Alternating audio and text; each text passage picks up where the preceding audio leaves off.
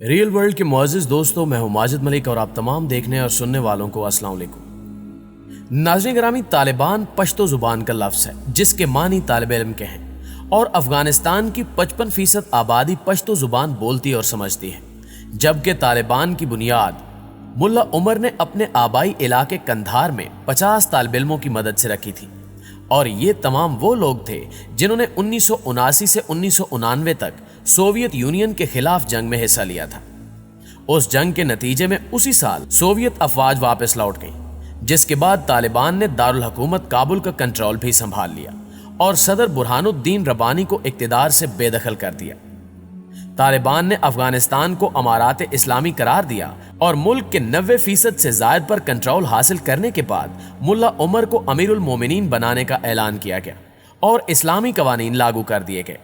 لیکن یہ بات امریکہ کو ہضم نہ ہوئی اور اس نے اقوام متحدہ کی سیکیورٹی کونسل کی مدد سے ان پر پابندی عائد کروا دی،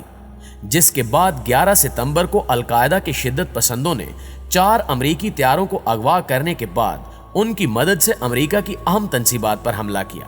جس کا الزام طالبان پر لگا دیا گیا۔ اور اس حملے کے بعد اس وقت کے امریکی صدر جارج ڈبلیو بش نے ملا عمر سے اسامہ بن لادن سمیت حملے کی منصوبہ بندی میں ملوث تمام افراد کو امریکہ کے حوالے کرنے کا مطالبہ کیا، لیکن ان کے انکار کے بعد امریکہ نے افغانستان کے خلاف جنگ کے منصوبے پر عمل درآمد کیا،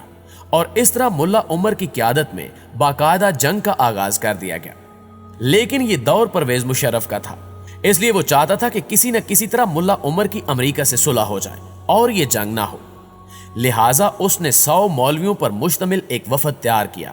جس کو ایک پلاننگ کے تحت افغانستان روانہ کر دیا گیا،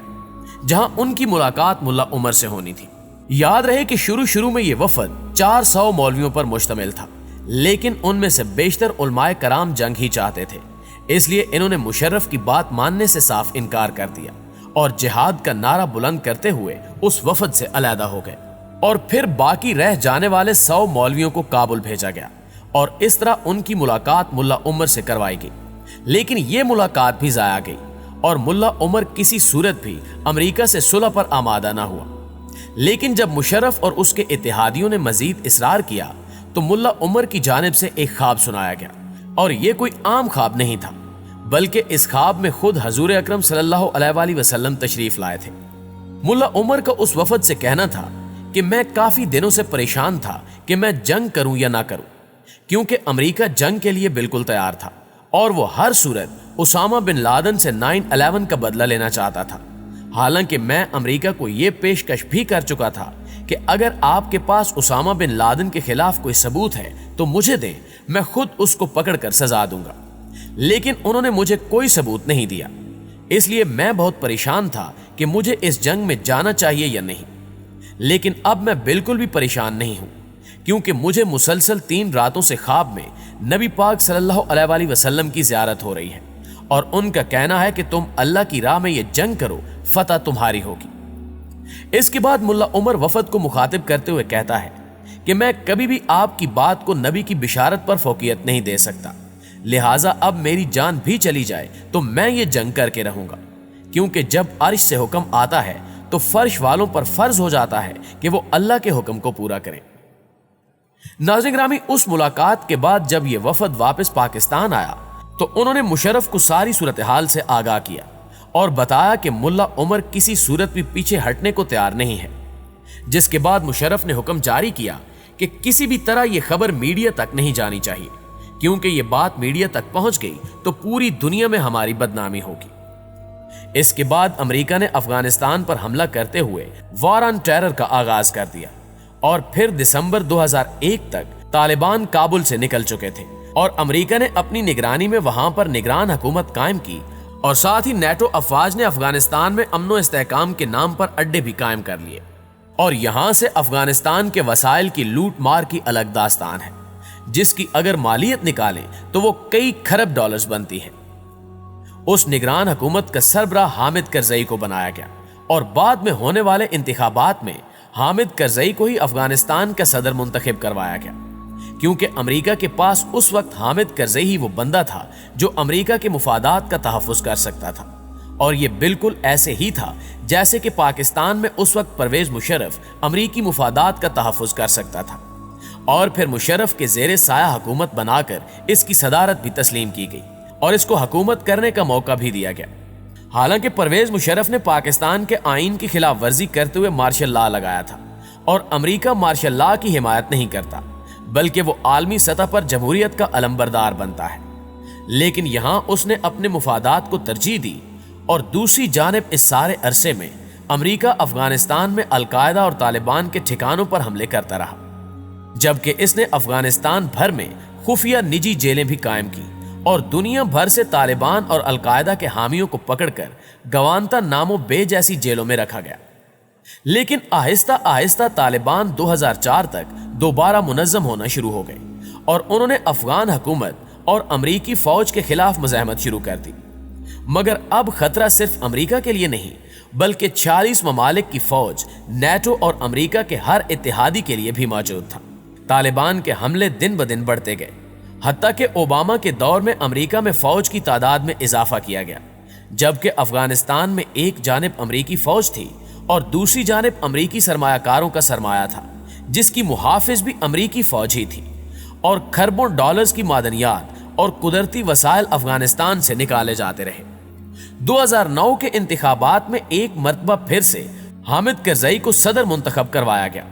लेकिन उन इंतखाबात ने एक बात वाज़ेह कर दी कि तालिबान में अभी भी दम बाकी है और वो ये लड़ाई तवील अरसे तक लड़ सकते हैं। जबकि इस दौरान 2010 में अफगानिस्तान में अमरीकी फौजियों की तादाद 1 लाख तक पहुंच चुकी थी। मई 2011 में पाकिस्तान के इलाके एबटाबाद में उसामा बिन लादेन को खसूसी ऑपरेशन के जरिए हलाक कर दिया गया और अमेरिका ने उसका DNA करके उसकी लाश समंदर बुर्द कर दी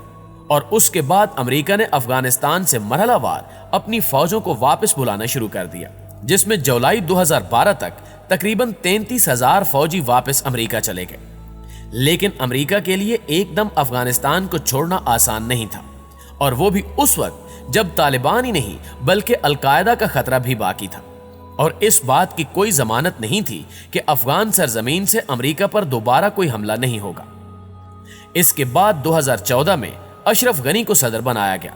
और उसी साल दिसंबर में नेटो ने अपना मिशन मुकम्मल करने का ऐलान करते हुए अफगानिस्तान से निकलने का ऐलान किया। 2015 में ही तालिबान ने अफगानिस्तान में दोबारा कंट्रोल हासिल करना शुरू किया तो कहीं से दाइश निकलकर सामने आ गई। रिपोर्ट्स के मुताबिक ये सांप अमेरिका ने अफगान तालिबान के लिए ही पाला था, लेकिन तालिबान ने फौरी तौर पर दाइश को कुचल दिया और जो हमसाया ममालिक इसकी पुष्ट पनाही कर रहे थे उन्हें एक सख्त पैगाम भी पहुंचा दिया गया, जिसके बाद रवां साल 2021 तक तालिबान मुकम्मल तौर पर मजबूत हो गए, हत्ता कि तालिबान काबुल के दरवाजे तक पहुंच गए। जिसके बाद एक जानिब अशरफ गनी ने हुकूमत छोड़कर दौड़ लगाई और दूसरी जानिब अमरुल्लाह साले ने भी भगोड़ों में अपना नाम लिखवाया और यहां से अफगानिस्तान भर की इंतजामिया बिल्कुल ढह गई। अब्दुल रशीद दोस्तम शायद तुर्की से सिर्फ शक्ल दिखाने आया था और वापस गायब हो गया और तालिबान फातेह बनकर उसी शहर में दोबारा सूरत उन नसर की तिलावत करते हुए दाखिल हुए, जिसको उनसे अमेरिका ने बजोरे कुव्वत छीना था। नाज़रीन ग्रामी, आपको यह भी बताते चलें कि अमेरिकी थिंक टैंक की एक रिपोर्ट के मुताबिक अमेरिका को यह वॉर ऑन टेरर 2020 तक गालबन 2200 अरब डॉलर में पड़ चुकी है। इस जंग में 48,000 अफगान सिविलियन मारे गए, 70,000 अफगान फौजी मरे, 40 लाख से जायद मुहाजिरीन सामने आए, जबकि 3,000 के लगभग अमेरिकी फौजी इस जंग में मारे गए और आखिरकार फतह तालिबान के हिस्से में आई। जी तो मुअज़्ज़िज़ दोस्तों, ये थी हमारी आज की वीडियो और हमें हमेशा की तरह उम्मीद है कि आज की ये वीडियो भी आपको बेहद पसंद आई होगी। वाकई ऐसा है तो वीडियो को लाइक करते हुए अपने दीगर दोस्तों के साथ भी शेयर जरूर कीजिएगा। इंशाल्लाह आपसे मुलाकात होती है अगली वीडियो में। तब तक अपना और अपने प्यारों का ढेर सारा ख्याल रखिएगा। अल्लाह निगहबान।